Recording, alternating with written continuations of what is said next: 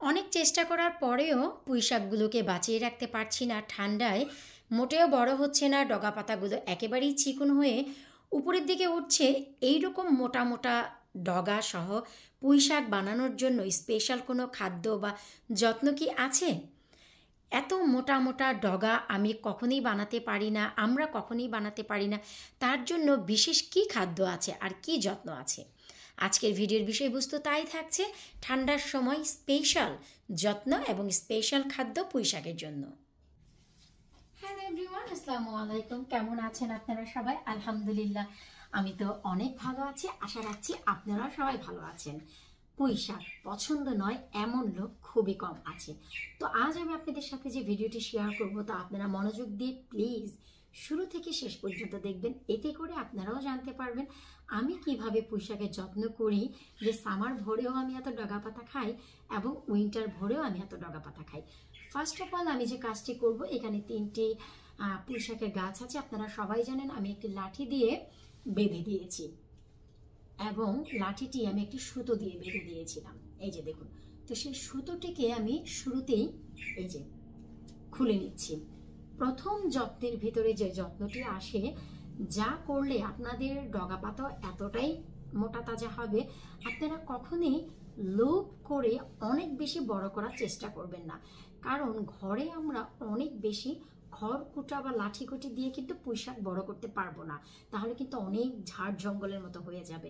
উইন্টারে আমাদের স্বপ্ন কিছুটা ডগা পাতা হলে আমরা যেন একটু ডাল চচ্চড়ি অথবা ছোট্ট একটি মাছের ঝোল অথবা কিছুটা চিংড়ি মাছের ঝোল খেতে পারি।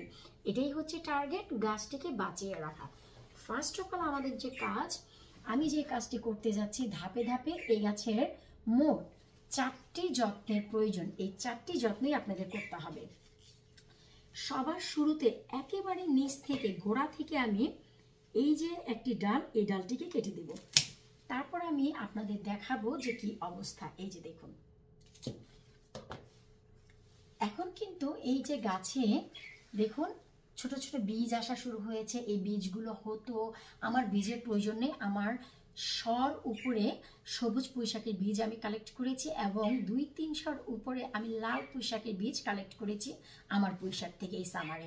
আপনাদের যদি কারো প্রয়োজন হয় labonykitchen.co.uk/shop, সেখানে গেলেই আপনারা অর্গানিক আমার নিজের হাতের লাগানো গার্ডেনের সব ধরনের বীজ পেয়ে যাবেন।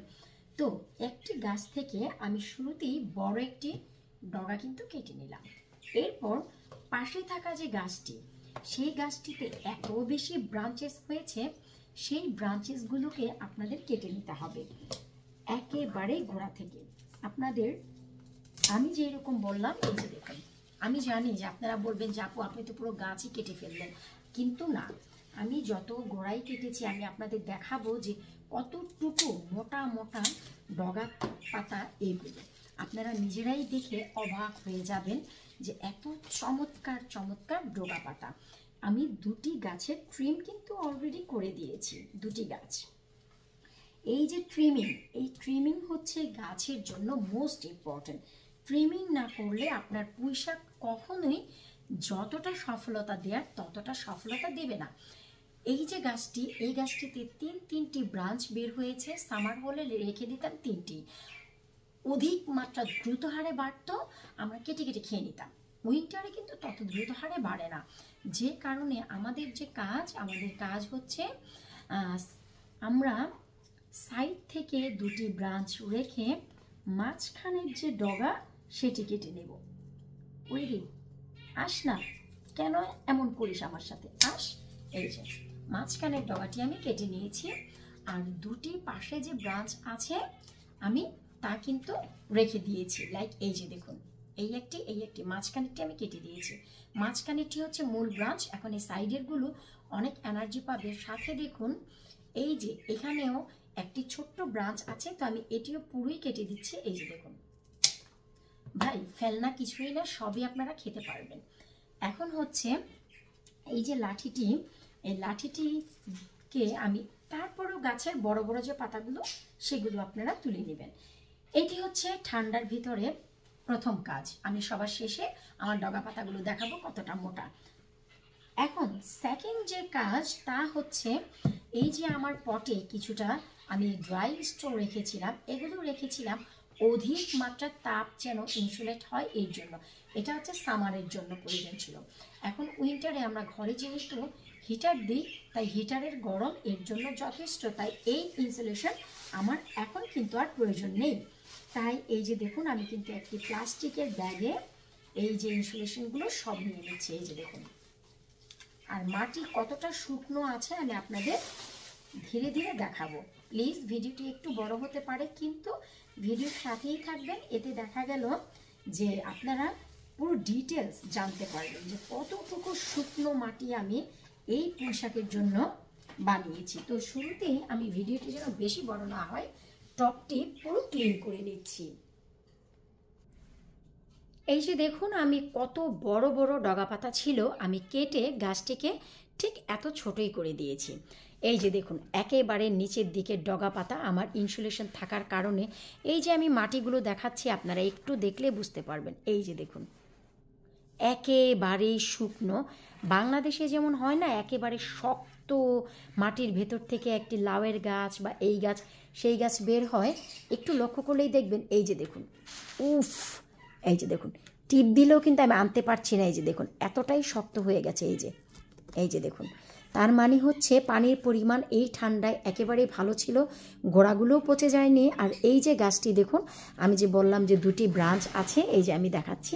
এই যে দেখুন কি পরিমাণ মোটা মোটা ডগা পাতা, আশা করি আপনারা দেখতেই পাচ্ছেন। আর এই হচ্ছে ভাই আমি খাওয়ার জন্য। এই যে দেখুন, এই যে দেখুন, আপনারা দেখলেই বুঝবেন কত মোটা মোটা ডগা পাতা এগুলো হয়েছে। আমার ভাই ডাল দিয়ে এক পাতুরি তো হয়েই যাবে, এইটুকু আমার বিশ্বাস। প্রথম যত্ন আমাদের শেষ, ডগাগুলো কেটে নিয়েছি, এবং দ্বিতীয় যত্নের ভিতরে যত ইনসুলেট ছিল, আমি ড্রাই যেগুলো ছিল তা কিন্তু আমি নিয়ে নিয়েছি। এগুলোর আমাদের আর কোনো দরকার নেই। এখন ফাইনাল যে কথা, আপনারা সবাই বলেন যে আপু আপনার গাছের পাতাগুলো অলওয়েজ খুবই শাইনি হয়। এই যে খুবই শাইনি, অয়েলি থাকে, খুবই চমৎকার থাকে। ট্রাস্ট মি, আমি কিন্তু এই পাতাগুলোর যত্ন করি এই বেবি ওয়াইপস দিয়ে।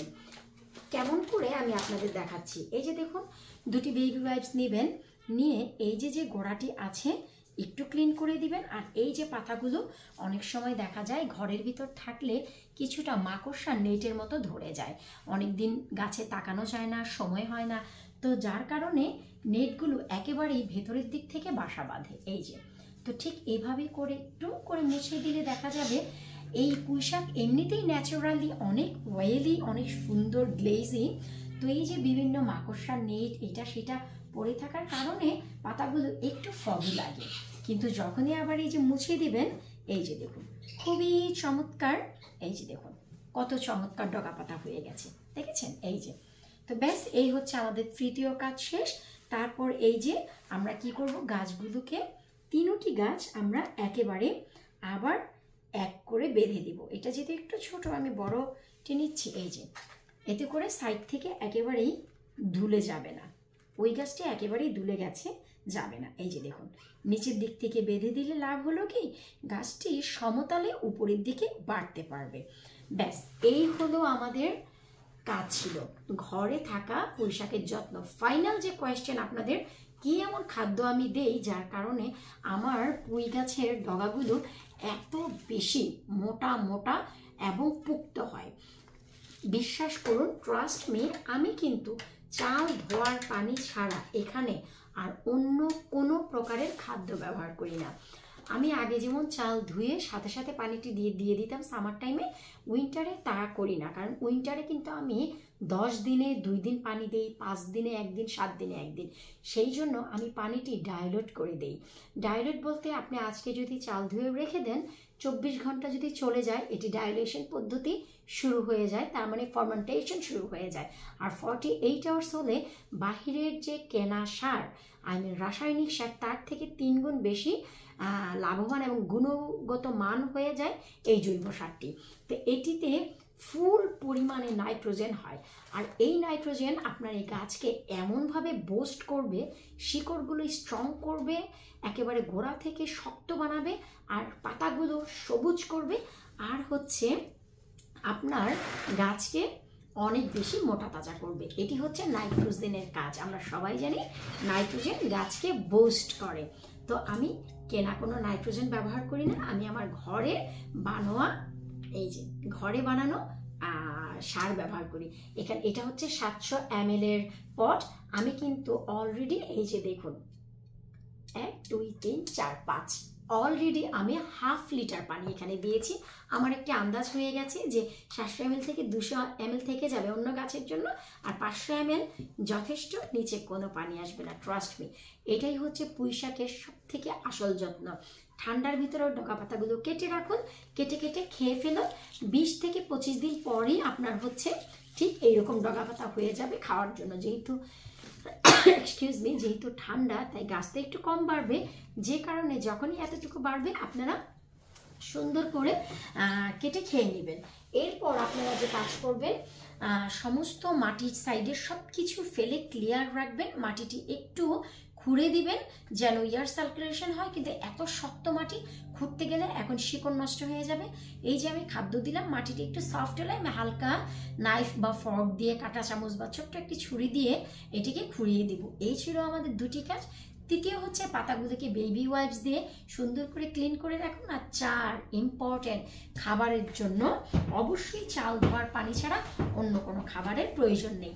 এরপর আপনার গাছটি যেখানে ছিল, যেই জায়গায় আপনি পুরো সামার ধরে রেখেছেন, ঠিক সেই জায়গায় আবার চমৎকার করে রেখে দিন। এতে করে দেখা যায় ও জায়গাটি পুরোই ফিরে পেল। এই যে দেখুন, ওর জায়গাটি কিন্তু পুরোই ফিরে পেল, কারণ ও কিন্তু এখানেই থাকে।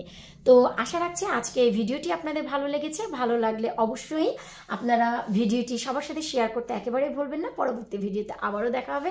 আল্লাহ হাফিজ।